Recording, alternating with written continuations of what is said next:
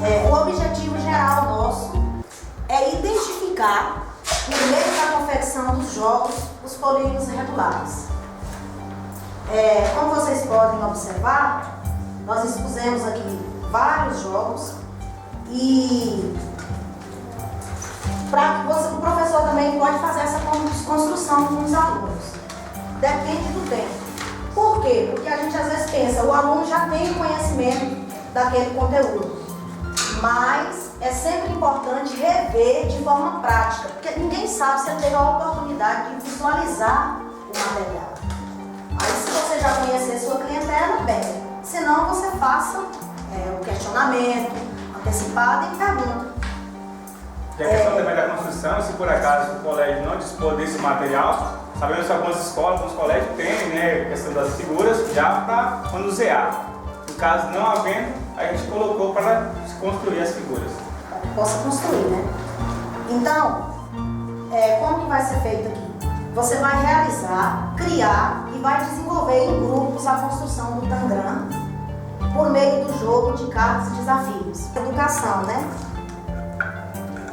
Então, você distribui as 7 peças para o aluno e você passa para ele apenas a carta de desafio. Alguém mais gostaria? Eu tenho que montar isso aqui, tia? Sim. Não conta, não.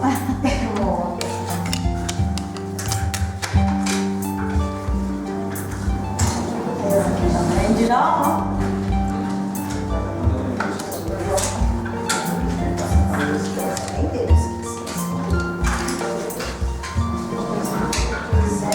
Todos podem ajudar. Se não tiver o material, gente, você vai construir com o seu aluno, você desenha no quadro o Tangram, você traça primeiro o quadrado. Se for um quadrado 4x4, vai ser 16 quadrinhos, não vai? Porque você vai pela área. Se for 5, vai ser 25 quadrinhos.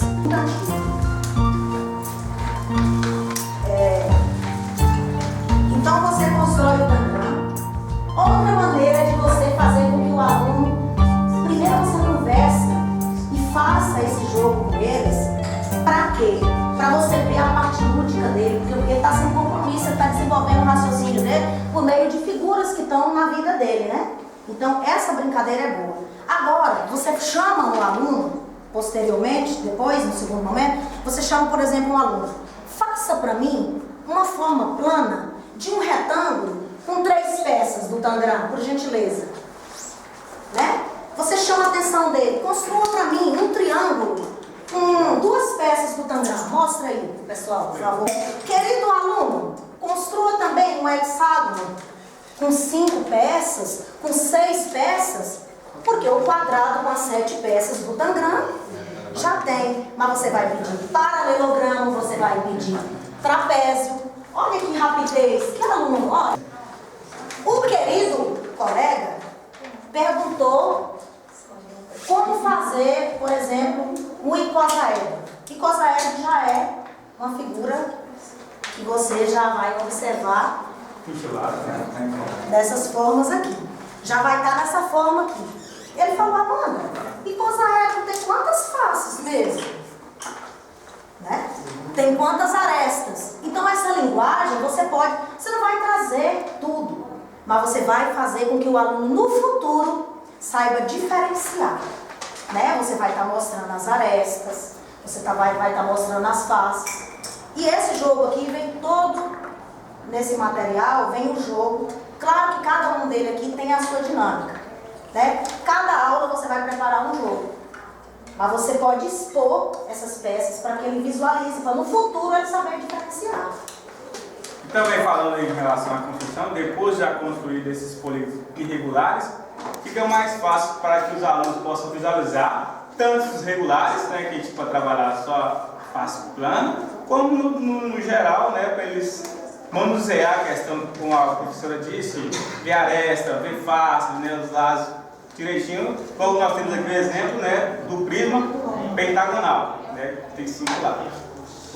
Outra coisa interessante ver também, como o nosso trabalho é questão de construção, nós vimos não só o objetivo que era fazer com que trabalhasse os polígonos regulares, os irregulares e também as qualificações. Caem muito nas provas de diagnóstico, os alunos têm que saber remontar as figuras, né, fazer e desfazer através das qualificações. Num conteúdo só, é mais interessante, né? O colega também vai falar sobre o ângulo. Não, em questão do Tangram também, gente. Então, quando nós trabalhamos aqui o Tangram, né, igual já está muito falado, são 7 peças, 5 triângulos, um quadrado e um paralelogramo. Só que aqui dentro também nós podemos trabalhar o que? Também ângulo, que o Johnny falou, questão de diário, vamos falar em questão dos ângulos também. Então, você pode olhar aqui e você pensa assim, não é fácil separar esses ângulos aqui dentro. Agora eu garanto, quando você separar aqui um por um, se você tirar, subtrair ou somar, que a soma aqui vai tem que dar 360, né, que é uma circunferência. Então o ângulo também a gente trabalha. Aqui, ó, no caso, eu vou pegar esse octagonal aqui. Ele falou das planificações. Tudo bem, aqui tem volume, né, aqui dentro. Mas se você imaginar, isso aqui era plano, esse lado era plano e 8 retângulos. O que? Quando nós juntamos essas peças, formamos o que? O octavo que tem o que? O volume. Então, nós saímos de uma figura bidimensional com figura tridimensional, né? Então, só esse aqui mesmo. A identificação também poderia dar a identificação do ladrilho? Isso. Do seu ladrilho? Do plano cartesiano? Na prática. Do plano cartesiano, né? Então, pode ser usado o giz, mas assim, eu aconselho uma fita, a fita branca, é porque não atrapalha muito, né? Então você pode demarcar aqui, no caso, porque a cerâmica aqui ela não é quadrada. Como a cerâmica é quadrada, você pode fazer o plano cartesiano, né? Ordenar a licença, tudo, traçar, colocar os alunos em cada ponto, atribuir os pontos para X e ponto para Y, colocar os alunos em cada ponto e demandar as coordenadas em termos Y e X e pedir que ao encontro dela é aquele ponto do plano cartesiano, a interseção, no caso, a coordenada. Então é uma atividade que você trabalha com um aluno que ao mesmo tempo que ele está aprendendo, ele está na prática. E nós sabemos que só a teoria não vai, não tem que ter a prática também, né? Então um exemplo aí também bastante, apesar que eu gosto muito de cálculo de área, eu gosto de calcular a área. Podemos falar também isso da ladrilha, cerâmica, para a nossa área também. Nós temos, aqui é o retângulo, a cerâmica. Tem a cerâmica quadrada, ela é formada por 2 triângulos, e pode estar mostrando também para o aluno que essas figuras estão presentes na cerâmica, na parede. Então, com certeza. A importância de aprender, né? É muito importante visualizar, ter contato com esse material, Você usa a sala para calcular volume, questão de altura, comprimento e largura, então assim, temos várias ferramentas. Aqui está o hexágono, né? Regular com 1, 2, 3, 4, 5 peças. Mas você pode estar solicitando para que os alunos construam com 6, com 7. Então isso vai demandar tempo. Aqui foi ágil, porque ele, claro, né, é rápido. Mas aí na sala de aula, quem já terminou a carta de desafio? Você terminou.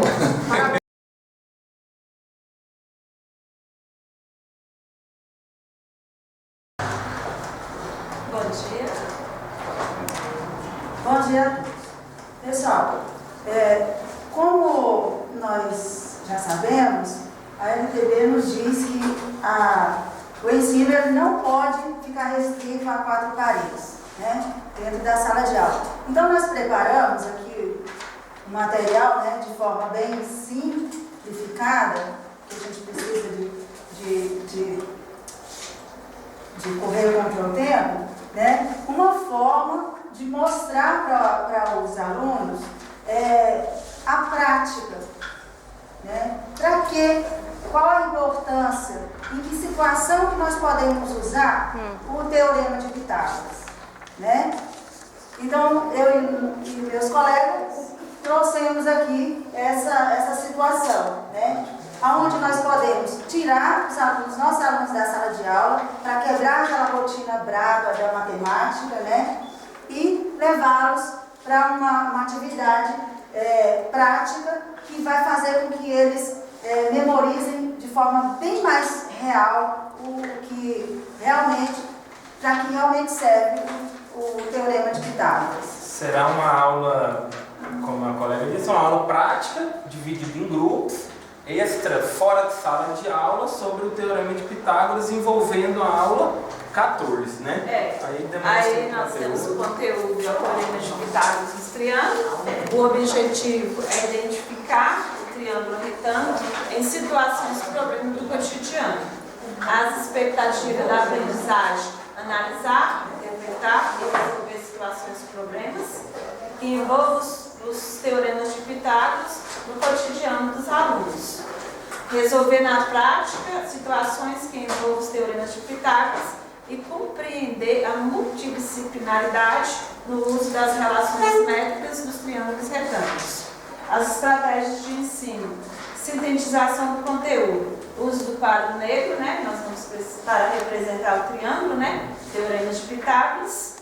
E na prática, dividiremos as salas em grupos, fora, né? Levar os alunos para fora da sala de aula, para que eles identifiquem situações e problemas envolvendo, né, os triângulos, né, dos teoremas de Pitágoras.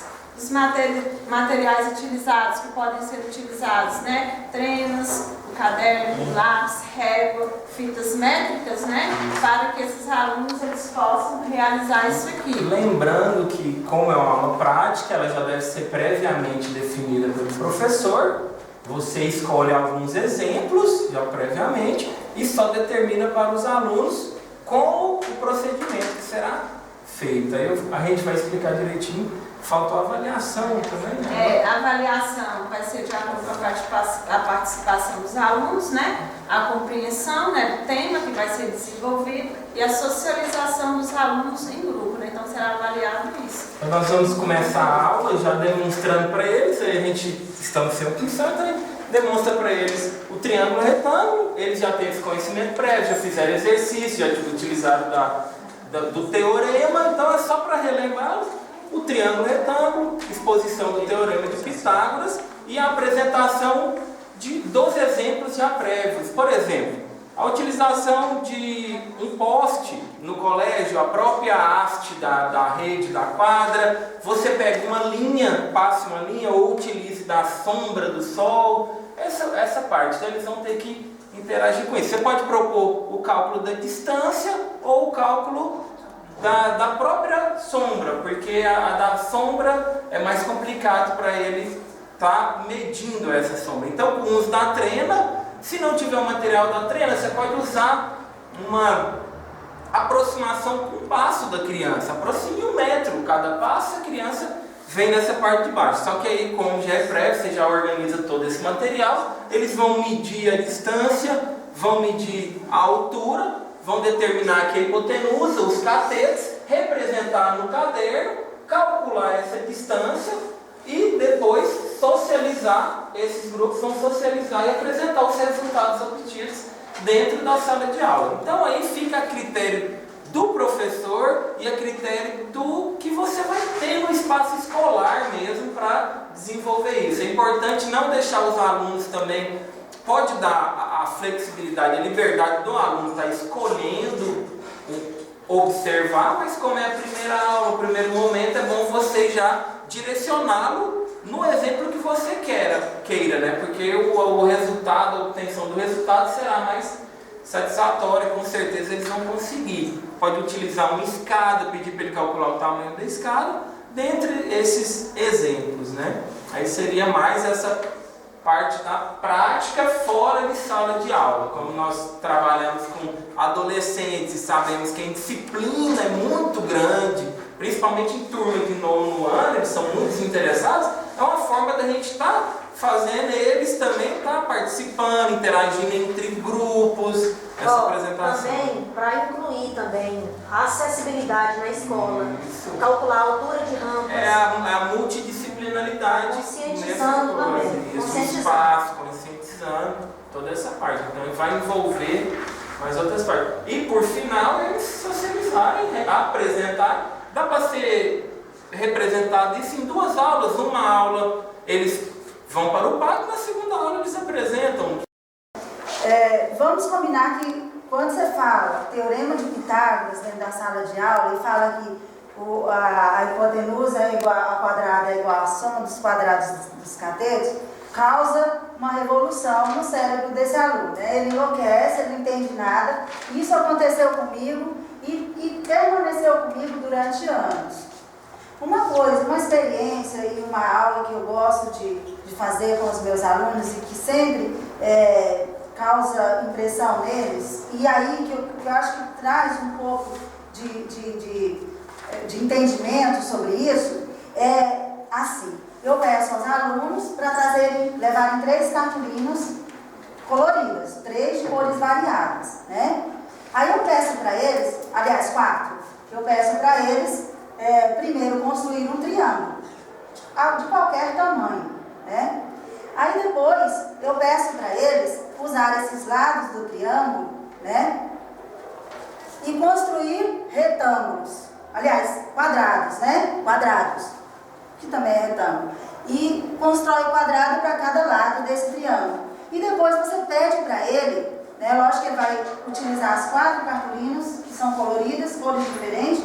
E aí você pede para ele usar a mesma unidade de medida e quadricular.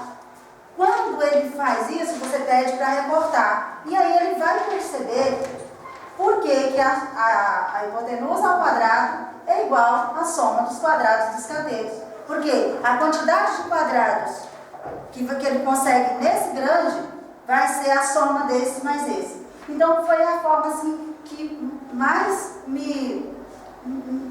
a luz, né, que veio para minha cabeça para entender o que realmente é essa parada de a hipotenusa ao quadrado é a soma dos quadrados dos catetos. É impressionante, as crianças, os alunos ficam todos achando aquilo incrível, e você faz uma boa aula com isso. Resumindo, ele vai visualizar que a área do quadrado maior, né, vai ser igual à soma das duas outras áreas dos menores quadrados. Exatamente. Né? E ele pode também, né, aí ele consegue também com isso calcular a área com muita facilidade, porque ele multiplica esse lado por esse, vai dar esse ao quadrado, né? Multiplica esse por esse, a mesma coisa. Então, você consegue levar entendimento de potenciação, né? Mostra aqui a figura, por favor. Olha lá. Mais uma vez, não tem jeito não, né? Assim, mas você fez ali, eu já dei ideia logo. Então, se achasse uma tabela assim, quadriculada de 1 por 1, você já levar ela já toda feita só para eles traçar, já melhorava bastante. Às vezes eu faço com malha quadriculada também, já vem nos livros, né? Aí eu tiro cópia da malha quadriculada e levo eles pintam, né? Traçam, pintam, depois recortam, fica mais fácil. Mas eu gosto de mandar quadricular porque eles já vão estar usando a habilidade de medição, né? Usar a fita métrica ou a régua, alguma coisa, e tudo isso já envolve e faz com que a atenção deles fique, né? Então, é isso.